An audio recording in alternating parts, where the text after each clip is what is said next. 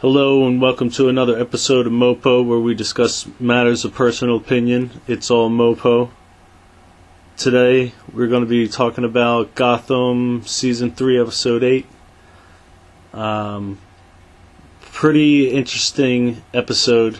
Yeah. I think a decent amount plot-wise has happened, pushing us forward. More than I thought was going to happen. I think the episode was dominated by, the whole Captain Barnes situation where he's struggling with this infection.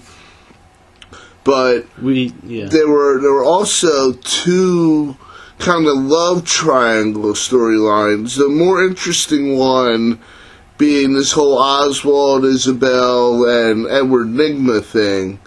And more of a secondary, with the Lee, Mario, and Detective Gordon, Jim Gordon, whatever you want to call him now, because he is back with the GCPD.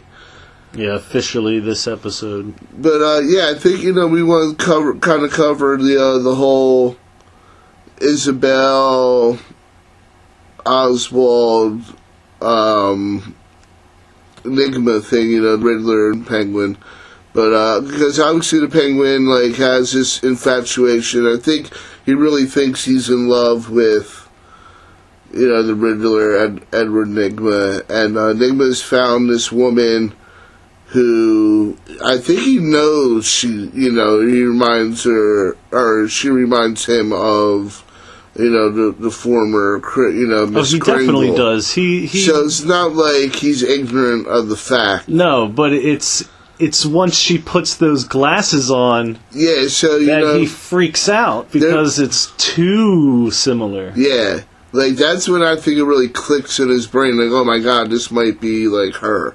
Or she looks so much like this woman, I'm going to think she's her, and it's going to make me want to kill her because I killed. And she is. I mean, all knowing aside the fact that it's a TV show and it is played by the same actress. Same actress, for sure. But in the realm of Gotham, the probability of someone looking that much alike, you got to be lost at birth twins. Yeah, it really had me feeling like she was her sister or something, come to get revenge on Edward Nygma. It was just so much eerie. of a coincidence. Yeah, it's so eerie. It's a good-looking girl, regardless. Yeah, but it's wild though because, he starts hallucinating Miss Kringle. Yeah. And she starts, you're going to kill her. Mm-hmm. You're going to do it just like you did me. He's like, I'd never do it. I would never do that. And she goes, oh, but those are things you would say about me. It's true. And it starts getting in his head, and because he's a nut. Yeah, and he's a nut, but he's smart, so he knows what's going on. He's like, I can't be near her. So unfortunately, he goes to Oswald, and he's like, hey, I don't trust myself around her. You need to break up with her for me. Which is like, he doesn't know that he's infatuated. Gold to his ears. Yeah, this is what the Penguin's been waiting for, is for Nygma to ask him for help with this chick. And this is what I keep fearing, the last episode and this one, is it's not going to go well when Oswald's involved. Well, somebody's going to die. But, so Oswald tells Isabella... Yeah, Oswald actually with really no tact. Yeah, he goes to this chick's house and just listen, bitch, that's my man. Yeah. Bounce out. Well, but no, he doesn't say it all like that. Yeah. But she picks up on it though, because she calls him out. Yeah, a little bit much with your defense of your homeboy here. I think you love him too. She's like, look, I'm not even jealous either. That's how much I love him. And it's like, damn, she actually really does love this dude. Yeah, and I was like, yeah, Edward, you win. Well, that's... she gotta be a nutty chick, She is, because she freaks out. She's like, "Oh, you can't keep us apart. I'll write him every day and make him understand. I'll become the super stalker. Yeah. He will understand." And It's like, I'm not afraid. Penguin is basically like, I warned you. Don't say I didn't warn you. And he leaves, which surprised me. That he just leaves. Yeah, I thought something was going to come of it too. But then, like, she gets a message to Enigma to come see her, and like later on that night, he comes and sees her. And she's dressed up just like Kringle now.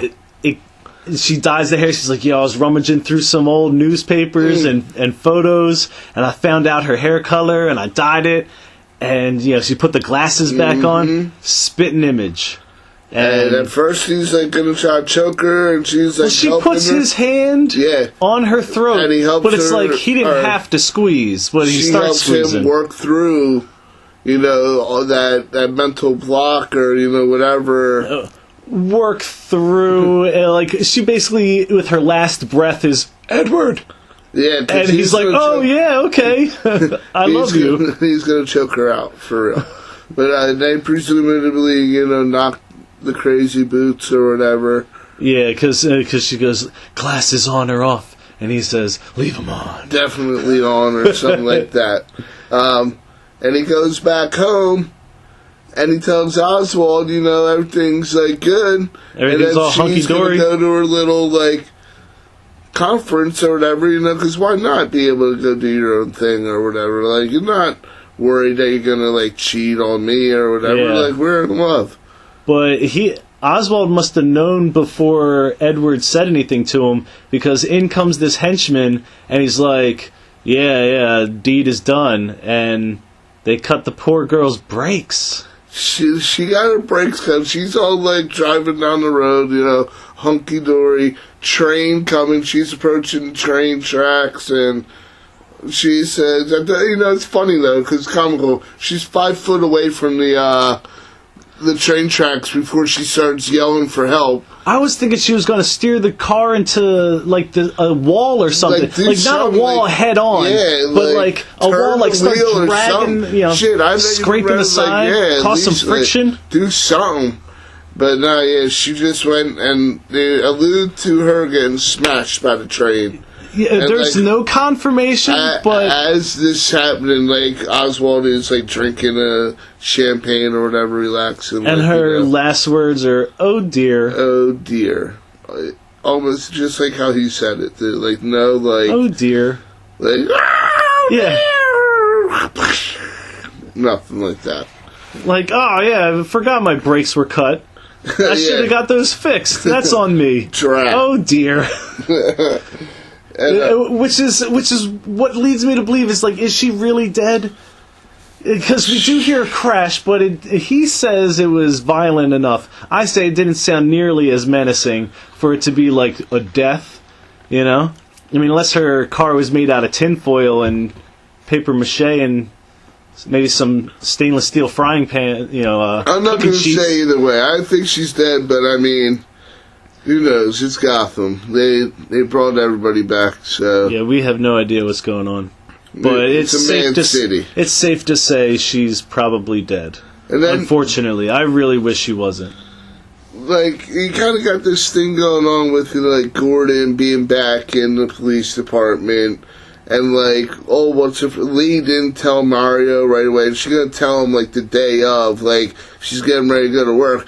Oh, and by the way, Mario, Jim Gordon's rejoining the force today. How long have you known that? Yeah, and he's all like, no. Oh, 3 days. Oh, 3 days, huh? I thought he wasn't going to come between us. Yeah, and he's all getting all like, he wasn't going to be part of our lives. And she's all like being dismissive of that, though. And, all right. Aside from the fact that she's lying and, like, that kind of gets in the way of their relationship and all that with her not telling him sooner. Right. The whole idea that Gordon never left Gotham. You agreed to let Lee come back to the police station that for all you knew, he was still working there. Yeah. And you were like, we agreed we wouldn't let Gordon be in our lives. And it's like, well, why'd you move back to his home? That's Sure like having enough. a roommate and then going back to your house with a really good-looking girl and the roommate is home and being like, why are you here? This is not where you're supposed to be. This is our home. But I live here too, man. It's cool outside. It's cool, man. But, Yeah, so I thought you that did was right. a little... Yeah, Mario's a little bit trolling. And Mario's a little bit trolling, like, the whole episode. It kind of has this, like, dynamic where it's, like, Gordon and Lee might still have a little something, but they're adults about it. Yeah, and I see it more as, like, they can have this, like, working relationship, and they, like, care about each other or whatever. Yeah, and that's all, like, you know, fine and good. You know, men and women can be friends. It is, like, possible. They don't... But it's like every night she comes home from work and Falcone's like, how many times did you see Gordon? What was he wearing? Was it a blue tie or a red tie? You know, they did this nice moment. Not really. I mean, I'm really exaggerating. You know, Bullock and Gordon are, like, talking about Case. And, you know, Lucius Fox rolls up with, like, some medical information. And Gordon's like, oh, how come Lee didn't bring it? He's like, oh, she bounced out because she got her engagement party. And Mario gives this little speech where he's like, oh, I love her. And it's funny because when Gordon looks at Bullock, he's like, I didn't get invited either. Yeah, and he's like, oh, you can go, Bullock. Bullock said, I didn't get invited. So, they're just chilling there while everybody else is partying or whatever. And at the reception or whatever, Mario gives a nice little speech. It involves his dad, talking about even his dad loves Lee, like everybody loves Lee, and so on and so forth. And they had that nice little moment there. But even, like, later on in that same night, like, they're sitting there, they're trying to find a criminal, and Mario gets all up in Gordon's face because he's acting like a chump again, you know. It's like, what are you talking to Lee for? Yeah. Why are you here? Lee's my girl. And it's like, I'm here to try to find a murderer, dude. Right. And he's Is like, it you? No, man. Sucker. But I don't appreciate you coming around my parts. And he basically calls Mario out. He's all like, yeah, you know, the jealousy thing ain't cute or whatever. Like, you might well cut it out.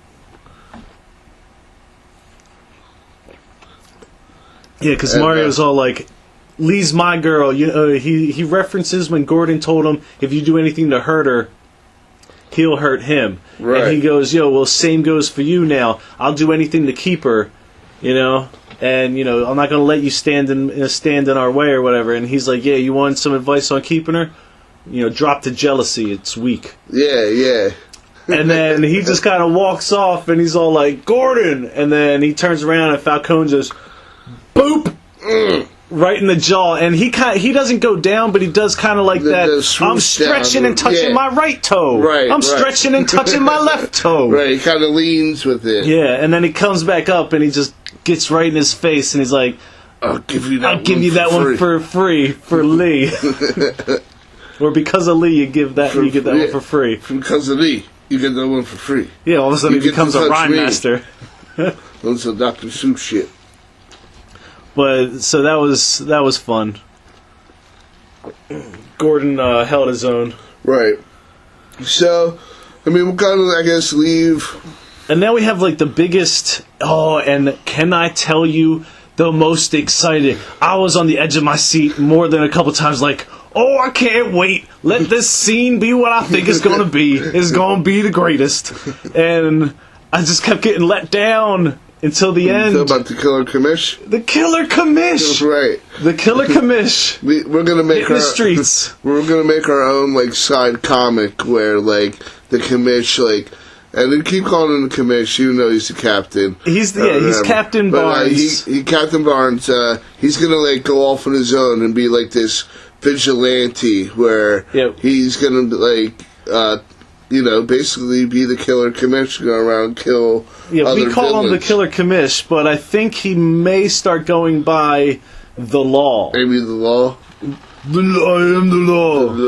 It gets sued by Sylvester Stallone. You will be judged. He does, like, it's a very like Punisher, Judge Dredd kind of character with like a lot of psycho mixed into it. Yeah. Because as of right now, we start the episode off actually with the captain going in and he finds this, like he sees this suspicious guy getting into a van. So he's like, all right, let me tail this dude, do a little bit of reconnaissance. And then he sees like this basement, hatch open on the sidewalk. You know how you can sometimes go under, into basement buildings, but it's like got that... Oh, yeah. Like M and them. Yes, that steel door that opens up on the street. And he goes down there and he finds this guy.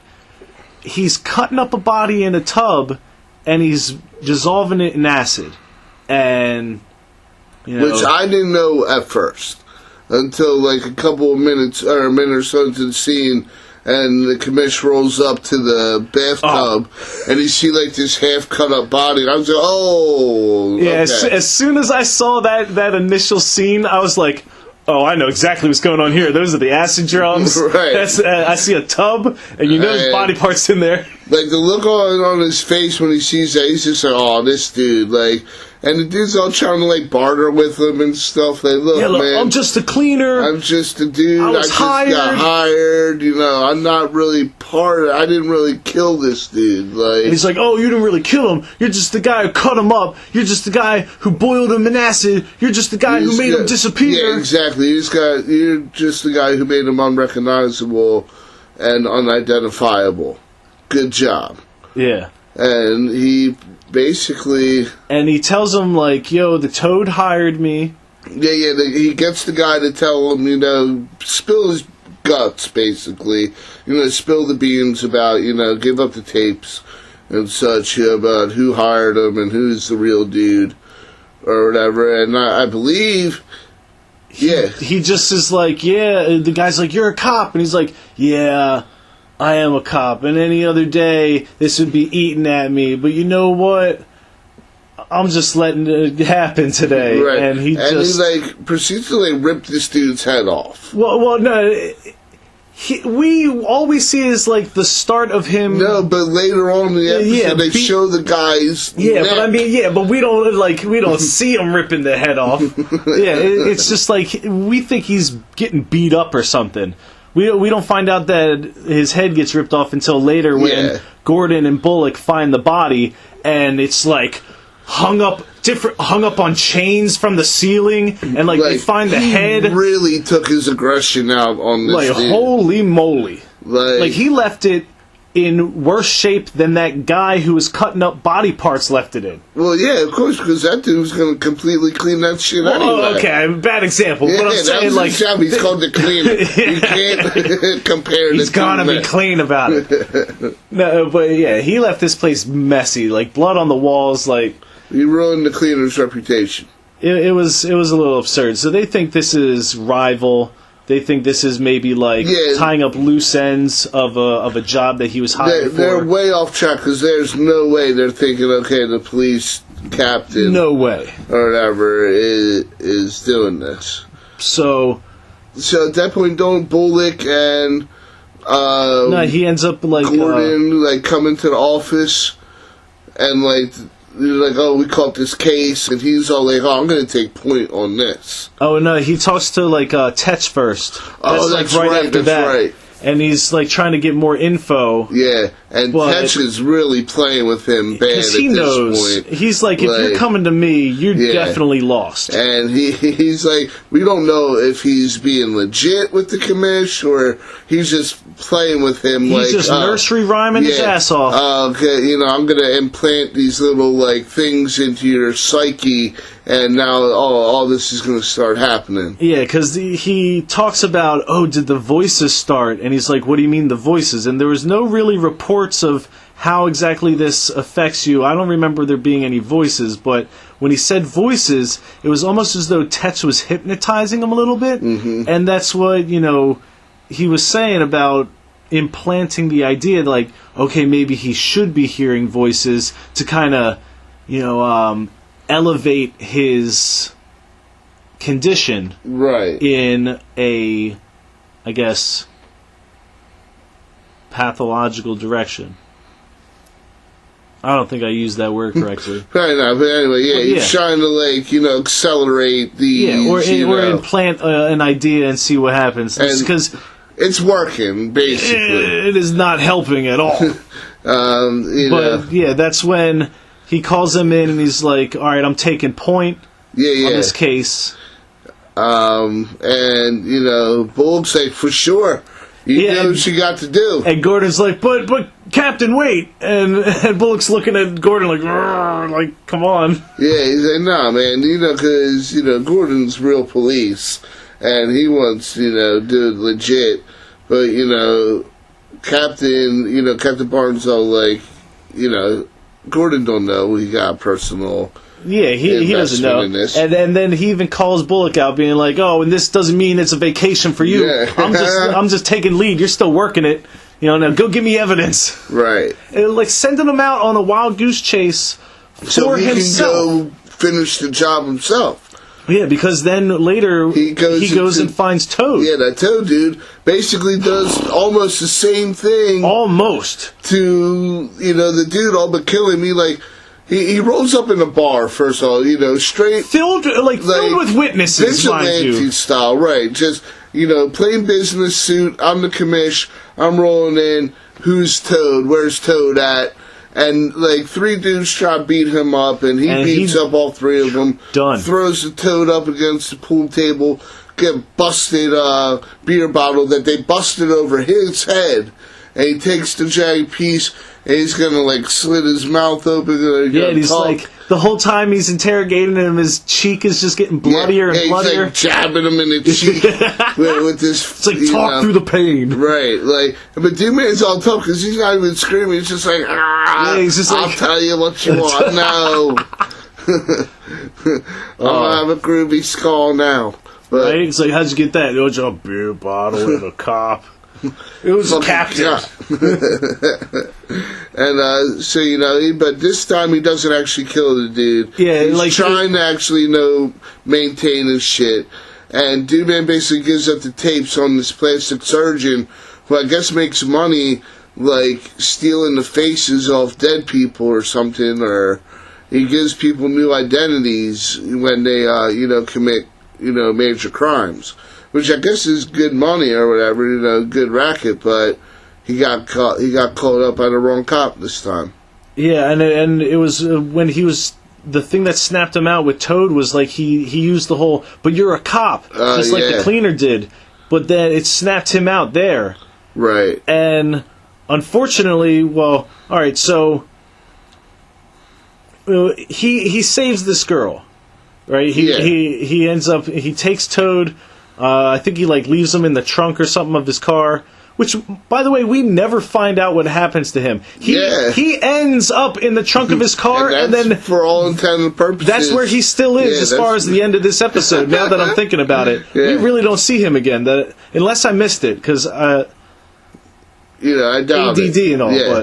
But so he saves the girl from this Dr. Face Grabber, and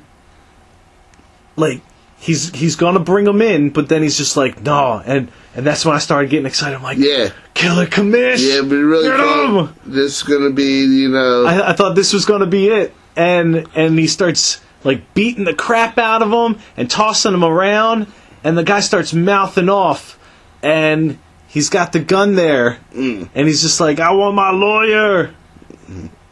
You're a cop. This isn't how things are done. Yeah. And then it just cuts, and you're like, oh, he killed him!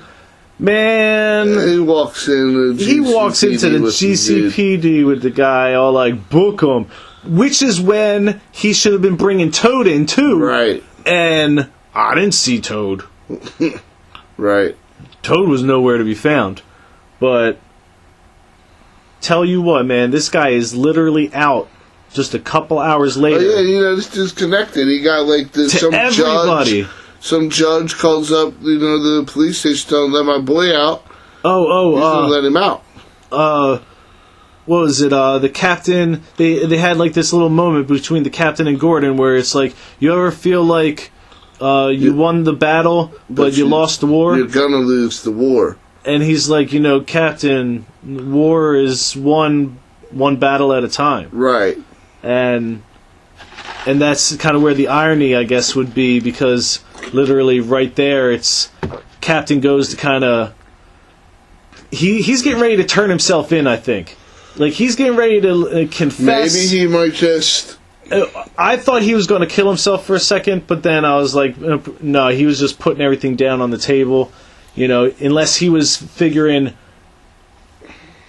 I'm going to give them to you, but as in, no, because he even calls Gordon, is like, yo, no need for backup, but I'm on my way in, I got him, and that's when he sees the doctor. Mm-hmm.